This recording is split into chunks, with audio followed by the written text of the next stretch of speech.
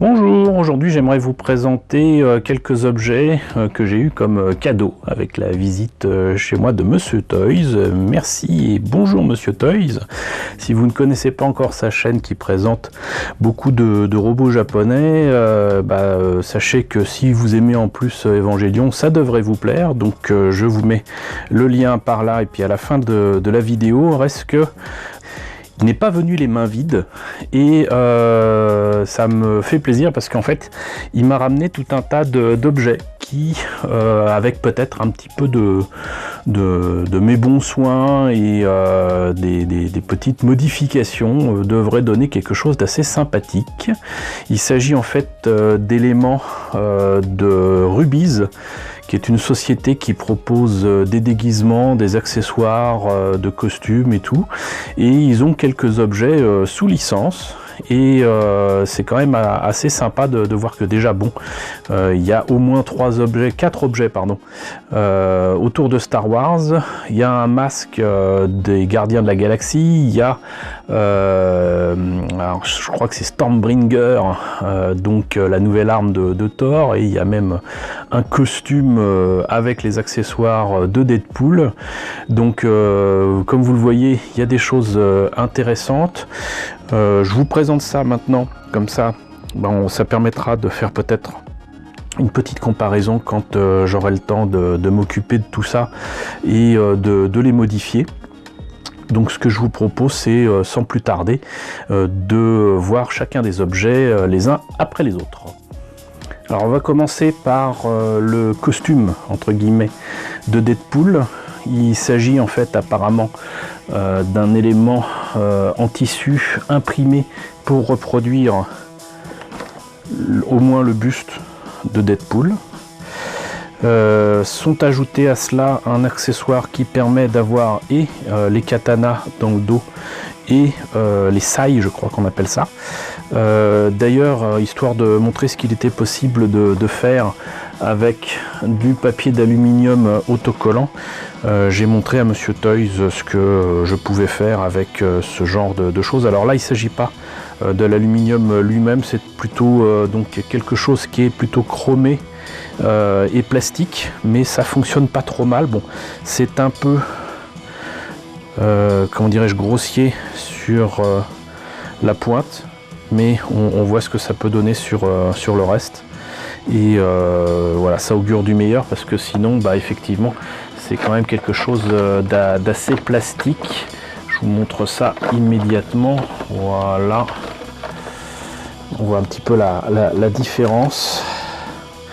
Voilà, et pour la petite histoire, en fait, exactement comme je vous l'ai déjà dit sur l'épée de Starlion des Cosmocats, je vous mets le lien par là.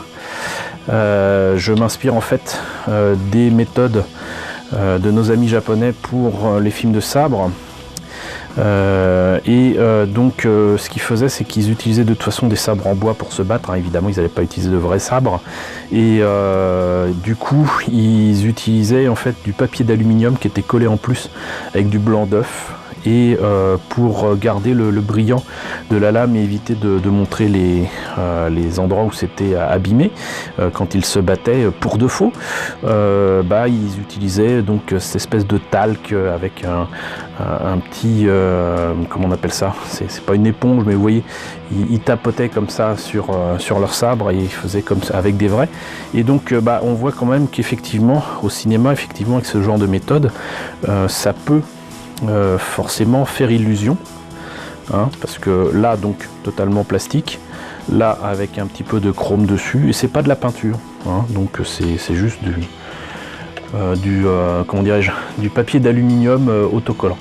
L'autre particularité aussi, c'est que a priori les sabres ont une pointe qui se rétracte,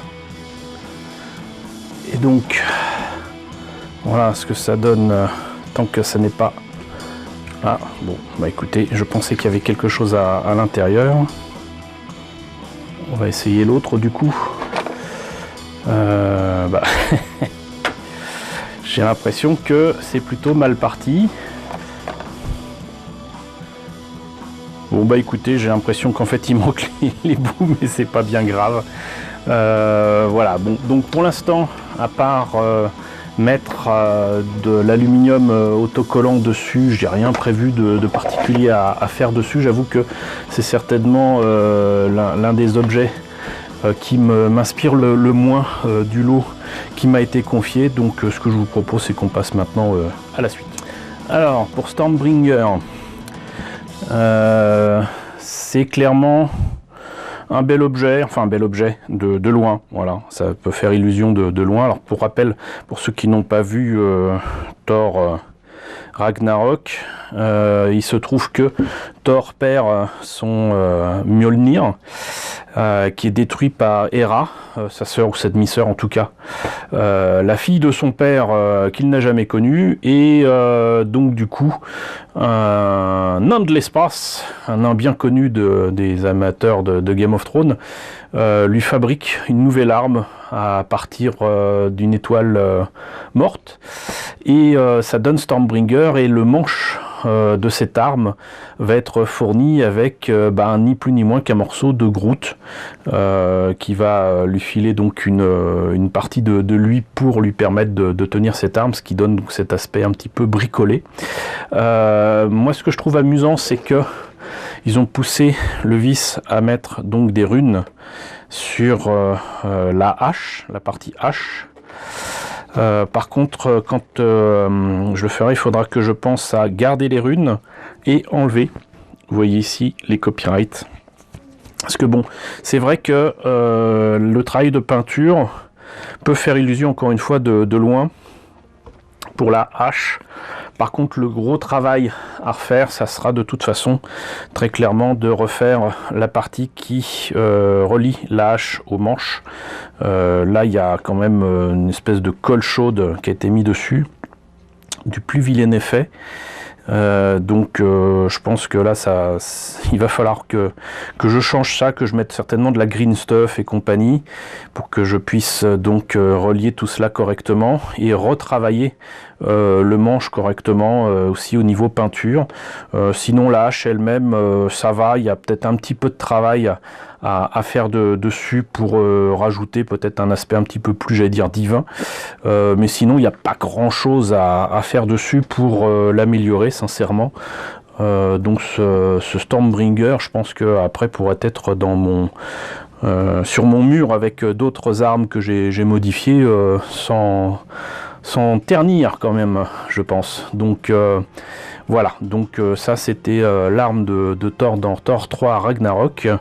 On va passer à la suite. Alors cette fois-ci on est dans les Gardiens de la Galaxie. J'avais vu que de toute façon des objets comme ça de Rubies étaient proposés grâce à pas mal de vidéos et de photos partagées par des amis américains, en tout cas anglophones, et je ne savais pas que c'était vendu en France. En tout cas voilà, je l'ai sous la main, donc merci Monsieur Toys. Ça c'est clairement un objet qui m'inspire beaucoup, autant que Stormbringer.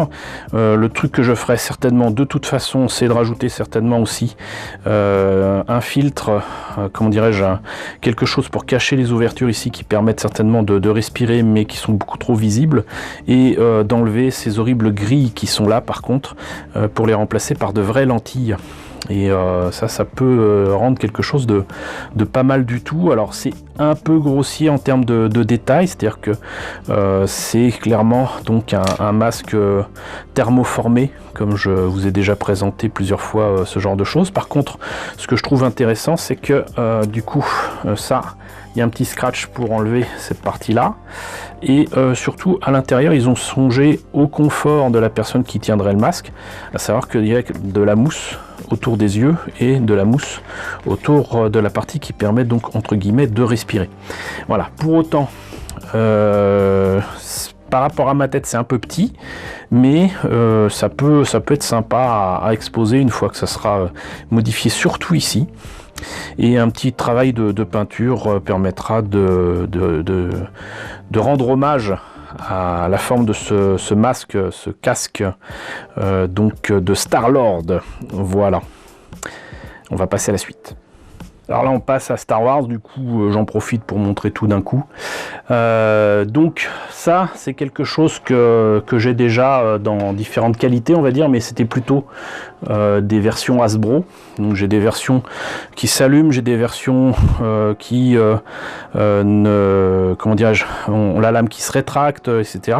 Là c'est la version Rubies. Ce que je trouve intéressant ici, c'est que il y a au moins cette partie là qui est donc avec l'interrupteur transparent. Il n'est pas fonctionnel, mais il est présent, il est en transparent, alors que sur les trucs d'Hasbro, il me semble que ça ne l'est pas.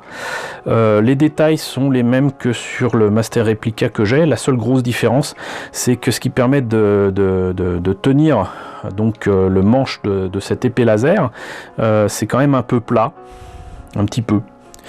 Mais sinon donc ça va. Bon, évidemment il y a les copyrights là, mais c'est quand même placé de manière assez discrète, hein. Par contre ce qui est discret mais qui aurait pu être un peu mieux, c'est l'interrupteur qui est là. C'est à dire que pour l'allumer, là vous avez l'interrupteur qui est ici, pas pratique à attraper.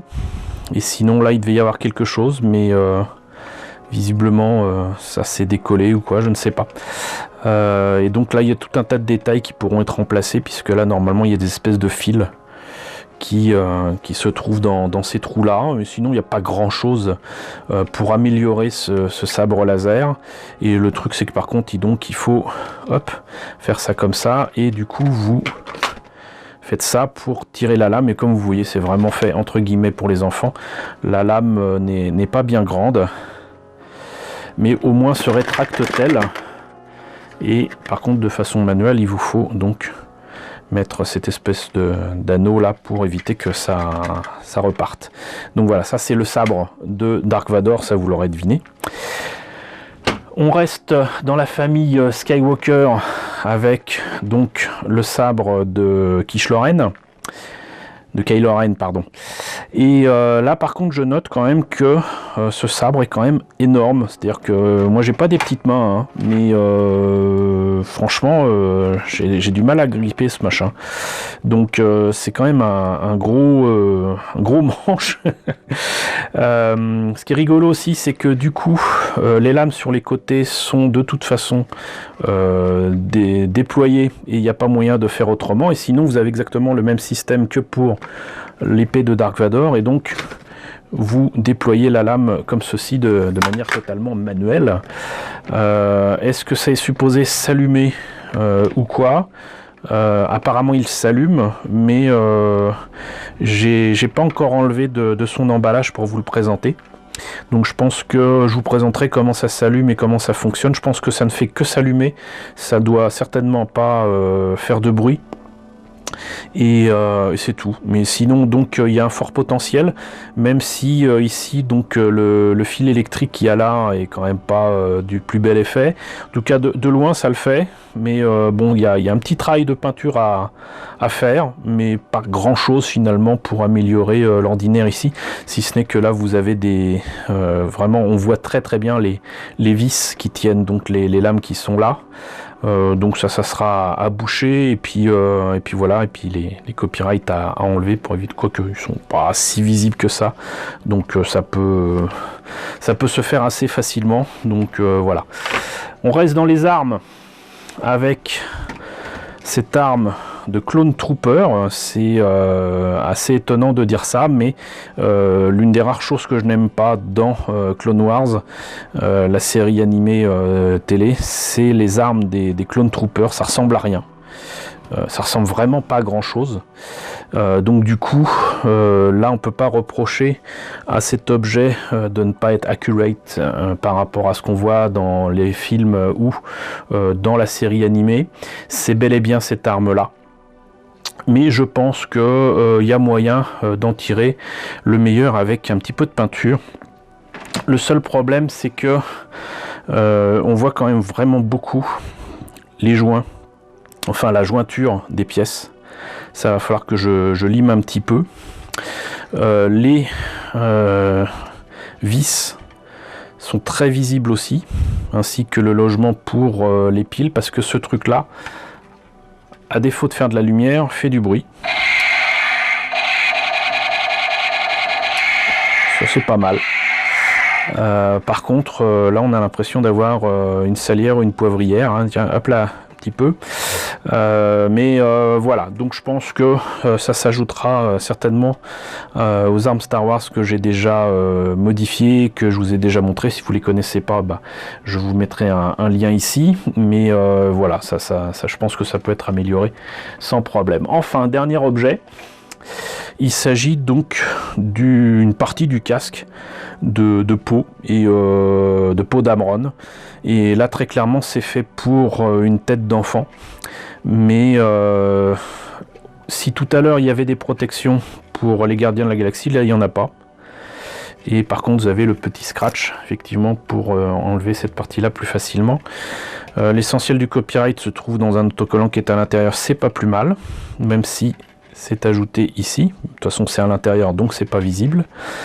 Et sinon, bah, peut-être un petit jus des familles, histoire de, et puis mettre ça peut-être avec le casque de Death Trooper et autres que je vous ai déjà présenté lors de bons plans. Donc voilà. Alors, j'en profite pour vous dire que j'avais prévu de vous faire justement un bon plan du mois de juillet pour ce week-end. Le truc, c'est qu'en fait, contre toute attente, j'ai non seulement beaucoup de choses à vous montrer, mais je risque d'en rajouter là dans les minutes qui suivent. Voilà, en plus, j'ai reçu un colis ce matin qu'il est tentant que je vous présente en même temps ou pas. Donc, je vais voir. Reste que donc je vous présente donc ces objets offerts par Monsieur Toys aujourd'hui samedi, et puis je vais améliorer l'ordinaire et faire une vidéo bon plan du mois de juillet qui évitera de faire une vidéo bis. Et par contre, il est très important que je vous partage ça ce week-end pour que vous en profitiez. J'ai trouvé des choses chez Nose assez intéressantes, donc il faut que je vous partage ça ce week-end, ça c'est sûr et certain. Donc voilà, écoutez, j'espère que cette vidéo vous a intéressé. Merci encore à Monsieur Toys pour tous ces beaux cadeaux. J'en profite pour vous remercier, vous qui avez participé donc à, j'allais dire, l'opération Tipeee et PayPal. Donc voilà, merci encore à vous tous.